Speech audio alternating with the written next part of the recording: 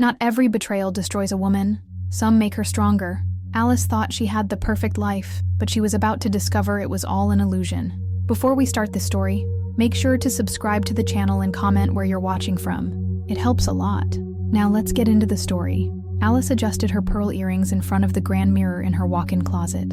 The reflection showed the perfect wife, soft wavy brown hair, expressive eyes, and a navy blue dress that flattered her slender figure. The ideal woman, the flawless spouse, the impeccable daughter-in-law.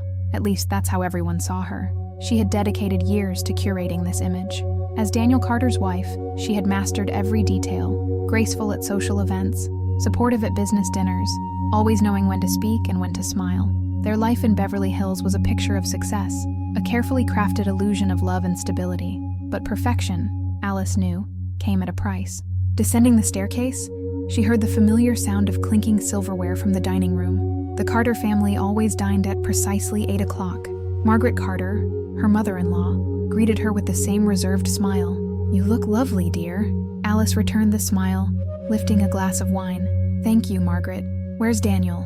Her father-in-law, Richard Carter, barely glanced up from his plate, still in his office. Alice swallowed the disappointment. Lately, Daniel had been distant, distracted, always preoccupied with work, or at least that was the excuse. After dinner, she climbed the stairs to his office. The door was slightly open, the warm glow of his desk lamp spilling into the hallway. "Are you coming down?" Daniel barely looked up from his laptop. He was handsome, effortlessly charming, the kind of man who commanded attention without trying. But tonight, his face held only impatience. "I'm finishing up a report. Go ahead without me."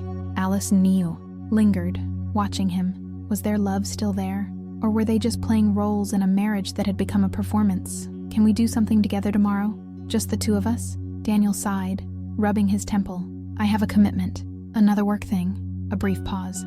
"Yes." Something inside her twisted. That night Alice woke to an empty bed.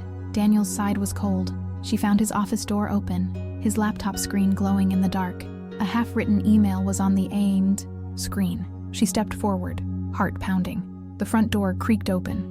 Alice froze as Daniel walked in, loosening his tie. "What are you doing up? Did you go out?" "Just needed some air." His answer was too quick. Alice narrowed her eyes. Something was wrong. And for the first time, she wasn't sure if she really wanted to know the truth. Alice stared at her phone screen, her fingers tightening around the device. The message had appeared out of nowhere, an anonymous text glowing against the darkness of her bedroom. "Your husband is not who you think he is. If you want the truth, go to La Fontaine tonight. He'll be there, but not alone." Her heart pounded. She wanted to ignore it, dismiss it as a cruel prank, but deep down, something inside her whispered that she already knew the truth. Daniel had been distant, his late nights at the office becoming more frequent, the hurried explanations, the cold kisses, the way he avoided her gaze. It had all been there. She just hadn't wanted to see it. Now, she had a choice. Stay home, pretend nothing was wrong, and keep playing the perfect wife, or face the truth. Hours later, wrapped in a long coat to avoid attention, Alice parked across the street from La Fontaine. The restaurant, known for its exclusivity, was a place Daniel often took business associates. But tonight, business wasn't what had brought him here. She didn't have to wait long. Through the restaurant's grand entrance, Daniel emerged, and he wasn't alone. Alice's breath caught. A woman walked beside him, tall, elegant, with sleek brown hair and a fitted black dress. She wasn't just a colleague. Alice could see it in the way they moved together, the way Daniel's hand rested on the small of the woman's back. And then, the final confirmation. He turned to her and pressed a slow, intimate kiss to her lips. The world blurred. Alice's pulse roared in her ears as she pushed open her car door and stepped onto the sidewalk, her heels clicking against the pavement with each determined step. "Daniel!" Her voice sliced through the night air. He froze. The woman beside him stiffened. Slowly he turned, his face shifting from surprise to something colder. "Alice?" She stopped just a few feet away, breathing hard.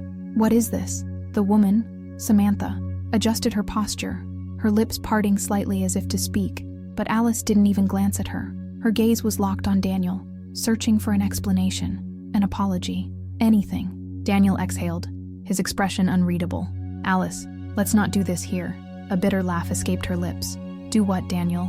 Confront the fact that my husband has been lying to me?" He straightened, slipping his hands into his pockets. "It's over, Alice. I was going to tell you." The words knocked the breath from her chest. You were going to tell me? Her voice cracked. How convenient. After how long? A month? A year? Samantha shifted uncomfortably, but Alice didn't care. Daniel's gaze hardened. I don't love you anymore, Alice. The final blow. The betrayal burned, but before she could respond, a sharp voice cut through the tension. What's going on here? Alice turned to see Margaret and Richard Carter standing near the curb, watching with cool detachment. They had been here the whole time, and they weren't surprised. Alice felt her stomach twist. You knew, she whispered, her voice almost lost in the night air. Margaret didn't flinch. Of course, we knew. Alice's breath hitched. And you said nothing? Margaret sighed as if speaking to a naive child. Alice, dear, men like Daniel, they need variety. It's just the way things are. Alice's skin burned with humiliation. And I was just another phase? Richard, always the composed businessman, finally spoke. You had your time. But frankly, we expected you to keep his attention for longer. Alice took a step back. The betrayal wasn't just Daniel's. It was all of them. They had allowed this to happen. Encouraged it even. She turned to Daniel one last time, searching his face for regret, guilt, anything. But all she saw was indifference. And in that moment, she knew. She hadn't just lost her husband. She had lost everything. Alice gripped the handle of her suitcase as she stepped out of the mansion for the last time. The grand, towering house that once felt like home now loomed behind her like a monument to her humiliation. The night air was cool, but her skin burned with the sting of betrayal. Margaret had barely spared her a glance as she dismissed her like an unneeded employee. Richard had been just as indifferent. And Daniel? He had watched in silence, offering no apologies, no second thoughts, just a curt nod as if finalizing a business deal. Her whole life had been packed into a single suitcase. She had nowhere to go. As she drove aimlessly through the city, the streets of Beverly Hills stretched behind her, becoming a distant world she no longer belonged to. She reached for her phone, her fingers trembling.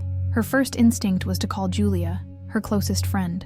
The call rang once, twice, voicemail. She tried Rebecca, no answer. One by one she went through her contacts, only to be met with silence. No one was picking up.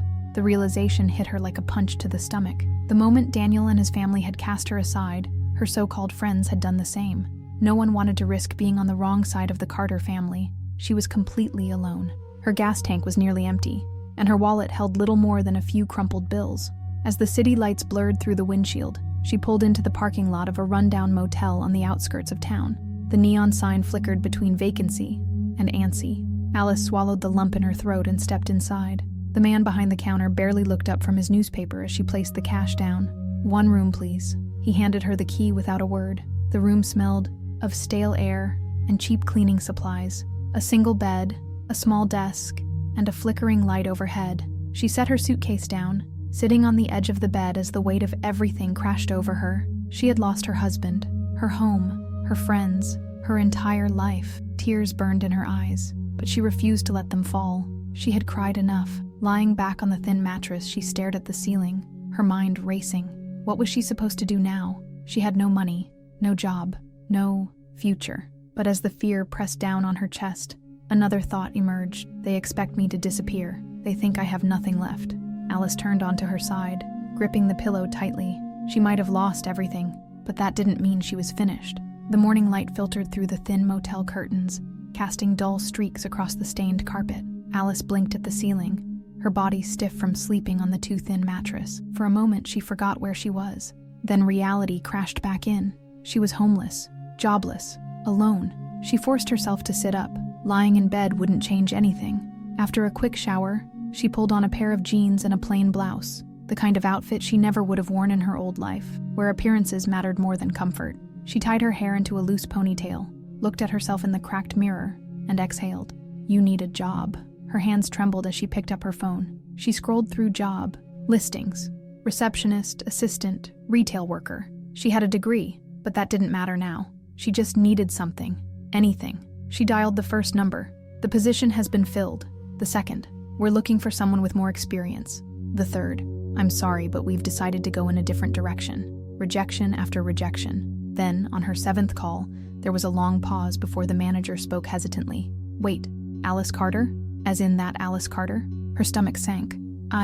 Yes. Another pause. Then a polite, but final, I'm sorry, but we can't offer you the position. The line went dead. Alice lowered the phone, her fingers gripping it so tightly that her knuckles turned white. She knew exactly what was happening. The Carter family was making sure no one would hire her. They hadn't just thrown her out, they had shut every door behind her. Anger surged through her, but she had no time to dwell on it. She had to keep moving. As she wandered through the city, her mind racing, her eyes caught a small cafe on the corner of a quiet street. A handwritten sign in the window read, "Help wanted. Apply inside." She hesitated. A month ago, she had been sipping champagne at exclusive fundraisers. Now, she was about to beg for a job in a cafe. Swallowing her pride, she stepped inside. The smell of coffee and fresh bread filled the air. Behind the counter, an older woman with silver hair and sharp eyes looked up. "Can I help you?" Alice hesitated. "I saw the sign outside. Are you still hiring?" The woman wiped her hands on a towel, studying her. "You ever worked as a waitress before?" "No, but I learned fast." The woman didn't look convinced. "I'm Linda. I own this place. What's your name?" "Alice." Linda leaned on the counter. "Alice, you look like someone who's never had to work a day in her life. Why should I hire you?" Alice held her gaze. "Because I don't have another choice." Linda's lips pressed together. Then, after a long pause, she nodded. "Come back tomorrow morning. 6 a.m. sharp. Don't be late." Alice exhaled. For the first time in weeks, she had something. It wasn't much, but it was a start. Alice adjusted her apron, tying it tightly around her waist as she stepped behind the cafe counter. The smell of fresh coffee and warm pastries filled the air, blending with the soft hum of morning chatter. It had been a week since Linda gave her a chance. A week of early mornings, sore feet, and spilled lattes. She had fumbled orders, dropped plates, and nearly cried in frustration more than once. But she was getting better. She wasn't the perfect socialite anymore. She wasn't Daniel Carter's wife. She was just Alice. And for the first time in years, she felt like she was doing something real. Linda wiped down the counter beside her, glancing over. "You're getting faster." Alice managed a small smile. "Guess I am." Linda gave her a knowing look. "You're not used to people telling you that, are you?" Alice hesitated, then shook her head. "Not really." Linda leaned against the counter, studying her. "You don't have to tell me what happened, but I've seen your type before. Women who were part of something big until they weren't. And let me tell you something, Alice. Starting over isn't a punishment. It's a second chance." Alice let those words sink in. A second chance. That night, after her shift, she returned to the tiny motel room, exhaustion weighing on her. She should have gone straight to bed, but instead she opened her laptop. For the first time since leaving the Carters, she searched for Daniel's name, and there it was. Power couple. Daniel Carter and rising star attorney Samantha Hayes make their relationship public. Alice's stomach clenched, but she forced herself to read. The article painted them as a whirlwind romance, a story of fate and passion. She had been erased, as if she had never existed. Her hands curled into fists. She could disappear, let them win, or she could do something else. A thought formed in her mind. Slow but certain, she had a voice, and no one could silence her. Opening a blank document, she started typing. "I was the perfect wife, until I wasn't needed anymore." The words poured out, raw and unfiltered. She wrote about betrayal, about humiliation, about how easily powerful people could discard someone when they no longer served a purpose. She didn't name names. She didn't have to. When she finished, her hands were shaking. Without second-guessing, she posted it. She expected nothing. But by morning, her phone wouldn't stop buzzing. Her story had gone viral. Alice sat on the edge of her motel bed, staring at her phone screen as notifications flooded in. Overnight, her post had exploded. Thousands of women, some strangers, some from circles she once belonged to, had shared their own experiences, their own betrayals. The message was clear. She wasn't alone. Linda noticed the change in her the moment. Alice walked into the cafe for her morning shift. "You look different today," she remarked, handing Alice a tray of freshly baked croissants. Alice exhaled, still processing the overwhelming response to her story. I think I just found my voice." Linda smirked. "Funny how life works. Sometimes losing everything is the best thing that can happen to you." Alice wasn't sure about that yet, but for the first time in weeks, she felt something close to hope. As the days passed, her following grew. Women reached out, thanking her for speaking up. Journalists started sending messages, asking for interviews. Her name was no longer tied to Daniel Carter's. She was becoming something more than just the discarded wife. Then, one morning, as she wiped down a table near the window, her phone buzzed with a text from an unknown number. "Daniel, we need to talk." A chill ran down her spine. She hadn't heard from him since the divorce papers arrived. Not a word.